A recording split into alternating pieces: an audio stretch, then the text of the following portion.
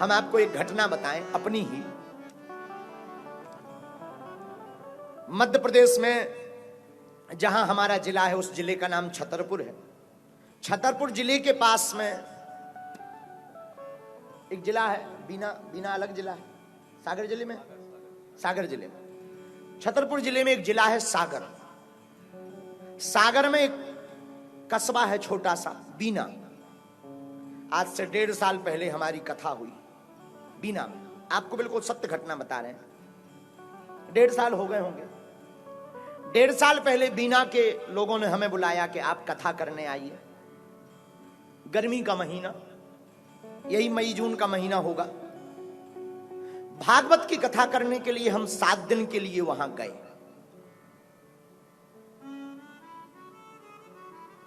दो 3 दिन कथा के गुजरे।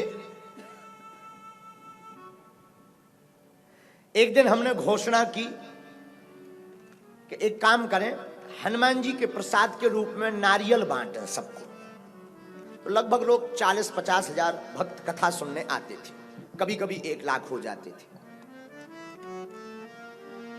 हमने तीसरे दिन घोषणा की कि 5वें दिन कथा के पहले दिन में 12 बजे नारियल बांटे जाएंगे हनुमान जी के प्रसाद के रूप में।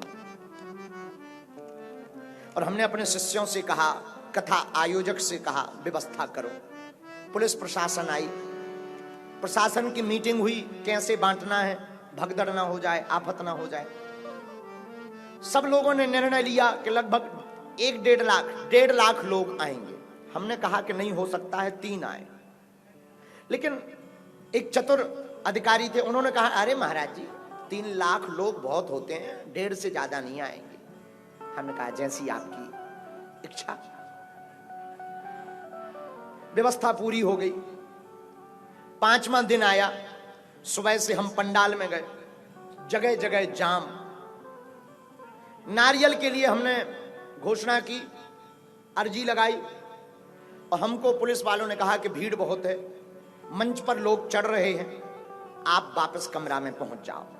जैसे तैसे खेतों में से वो हमें जहां हमारा निवास था वहां ले गए। और लोगों का आकलन जो हमारा था 3 लाख से ऊपर 3.5 लाख 4 लाख हो गई।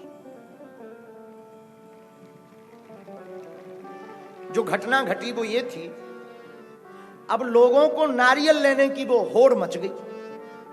तो जो नारियल रखे थे मंच के सामने, अब लोग लाइन से न आए, एक के ऊपर एक चढ़ के। और छोटा सा पंडाल जिसमें 50,000 से ज्यादा, 30,000 से ज्यादा लोग बनेंगे नहीं। टेंट के ऊपर से लेकर पंडाल पर, मंच पर, रेलिंग पर लगभग 1 लाख लोग हो गए। भयंकर गर्मी, चारों तरफ जाम।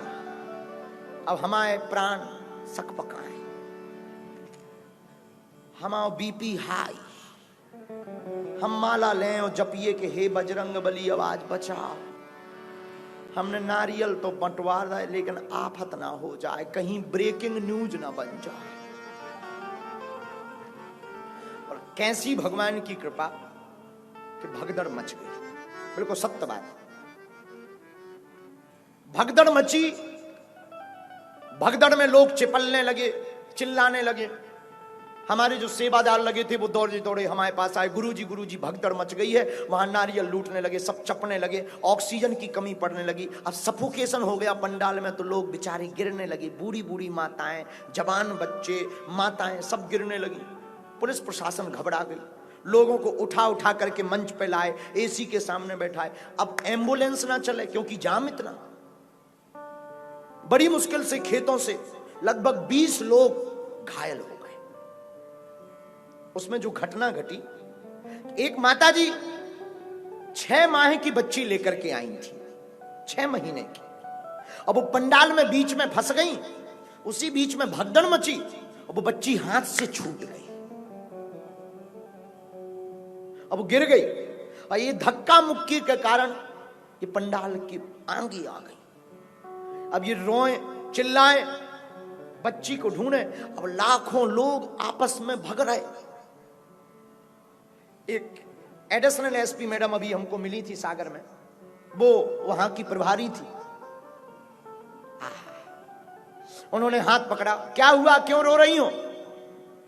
राम सखी, पूछा नाम क्या है? राम सखी नाम है। क्यों रो रही हो? हमारी बच्ची गिर गई। कहां?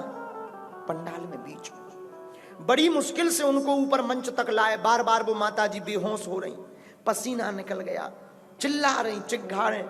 अब पुलिस प्रशासन पूरा हैरान। हमें खबर मिली कि ऐसी ऐसी घटना घट गई। लोगों ने कहा कि 6 माह की बच्ची, लाखों लोग हैं, चिपल गई होगी, लाखों लोग चढ़ करके निकल गए हों। हम उस वक्त हवन कर रहे थे, हमारी आंखों में आंसू आ गए कि हे प्रभु, हे गुरुदेव, आज तक हमसे कोई अपराध बना होगा, उसी का परिणाम है। और आज अगर ये बच्ची मर गई तो कथा के ऊपर कोई भरोसा नहीं करेगा, आपके ऊपर कोई भरोसा नहीं करेगा, बागेश्वर धाम के ऊपर कोई भरोसा नहीं करेगा। आपके हाथ में ही आप लाज है। और आज हम प्रण लेते हैं, या तो आज हमारी लाज बचा लेना, वरना आज के बाद हम कभी कथा पर नहीं बैठे। पुलिस के अधिकारी आए, उन्होंने कहा गुरुजी, और बहुत बड़ी घटना हो गई है, ऐसी ऐसी बात है, और लगता है कि जो 10-20 लोग बेहोश हुए हैं उनमें भी 1-2 लोग मर जाएंगे। अब हमारी टेंशन और बढ़ गई। हमने दरवाजा बंद किया, बच्चों से कहा तुम मत आना। दरवाजा बंद करके हम तो अपने गुरुदेव का ध्यान करके बैठ गए कि गुरुदेव अब चाहे मारो तो चाहे बचाओ। लेकिन जो घटना जिन्होंने आंखों से देखी, हम वो बता रहे हैं आपको। वो माता जी इतनी बेहोश हो गई मंच पर। अब पुलिस वालों ने कहा कि भीतर जाए कौन बच्ची को ढूंढने, भगदड़ इतनी मची है। बच्ची जब बाद में देखेंगे, जब सब शांत होगा। माता जी को एम्बुलेंस पर बैठाने के लिए बाहर लाए। बार बार वो बेहोश हो गए, बार बार आंख खुले तो चिल्लावे हमारी बिटिया। अब मां तो मां होती है, और छोटी सी बच्ची, मां पर सोचो क्या गुजर रही होगी। आंखों में आंसू भरकर चिल्ला करके कहे हमारी बिटिया।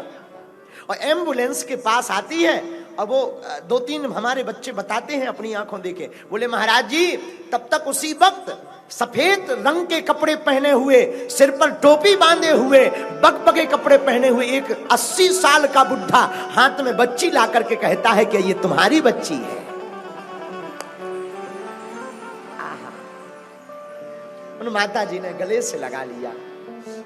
हमको बच्चों ने आकर बताया गुरुजी, भगवान की कृपा से मिल गई। और उन दादाजी का आज तक पता नहीं लगा।